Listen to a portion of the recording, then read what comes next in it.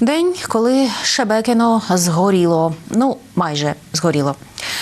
Московити жаліються і клянуть усіх підряд, але чомусь не можуть усвідомити. Прильоти градів, обстріли з танків, несподівані візити російських повстанців і все те, що пропагандисти Кремля любили називати громадянською війною щодо ситуації на сході України в 2014-му. Ось усе це насправді тепер почне відбуватися з ними. І ця громадянська війна буде невигаданою у кабінетах Кремля та редакціях російських так званих ЗМІ.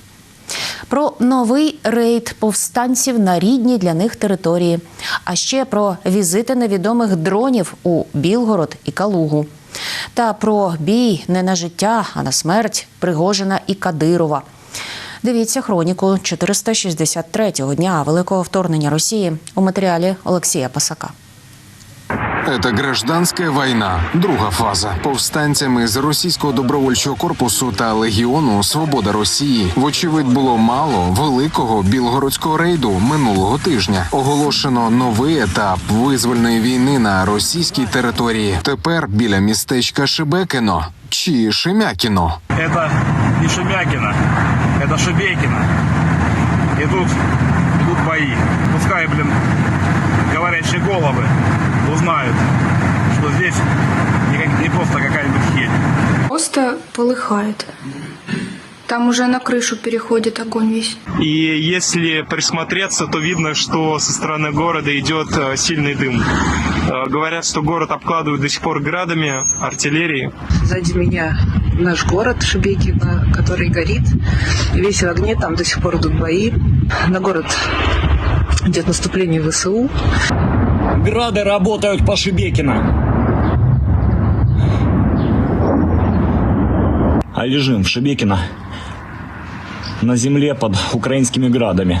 Вже наче не вперше, але московити досі не можуть вивчити. Україні не потрібна чужа земля. Це російські добровольці хочуть визволити власну батьківщину від путінських посіпак. І досить ефективно. Десь на Білгородщині яскраво палає ворожа реактивна артилерія, міномети і розташування особового складу. Але Міністерству нападу Тимчасової Федерації визнати таке рівноцінно самогубству. Тож там звично продовжують нищити диверсантів у своїх казкових звітах, яким не вірять навіть самі ж загарбники. Вооруженными силами Российской Федерации сорвана новая попытка киевского режима провести террористический акт в отношении гражданского населения города Шебекино Белгородской области.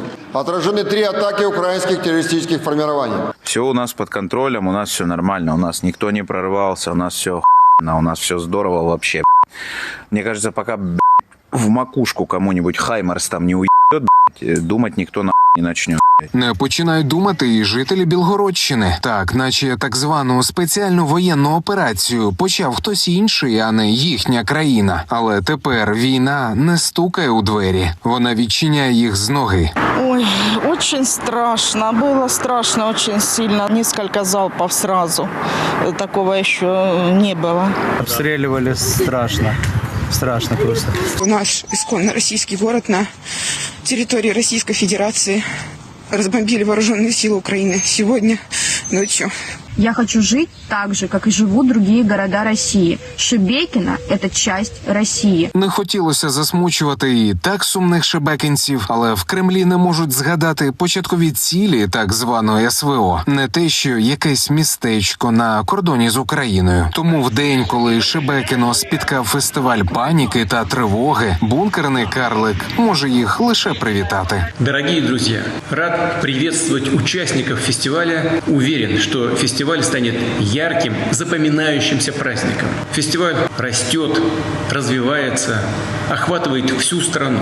А там, де Шебекіно, там поруч і Білгород, куди чомусь знову прилетів невідомий влучний дрон. На вулицях тривожно димить, тамтешня влада втомлено запевняє. Це ж найкраще у світі російське ППО відпрацювало усі цілі.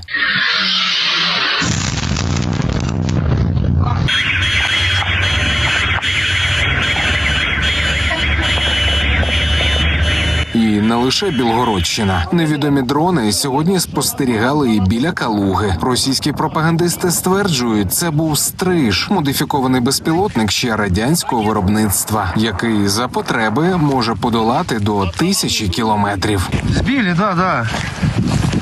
Идти колотить.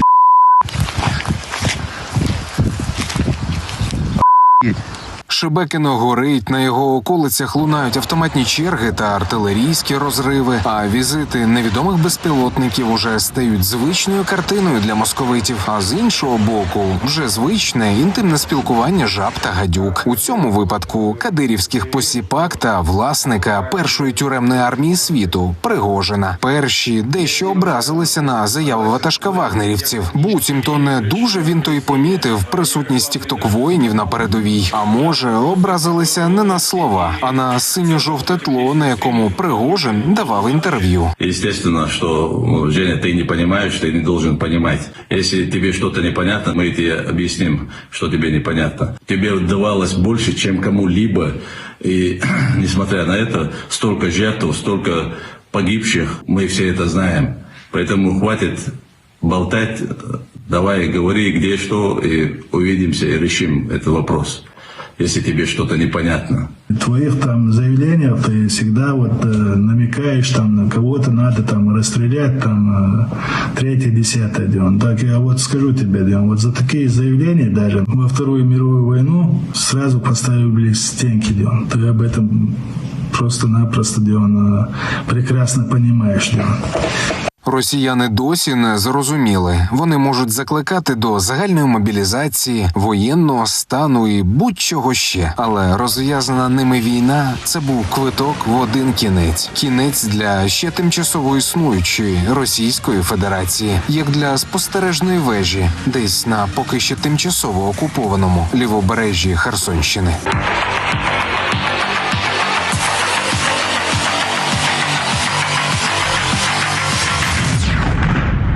Олексій Пасак, 5 канал.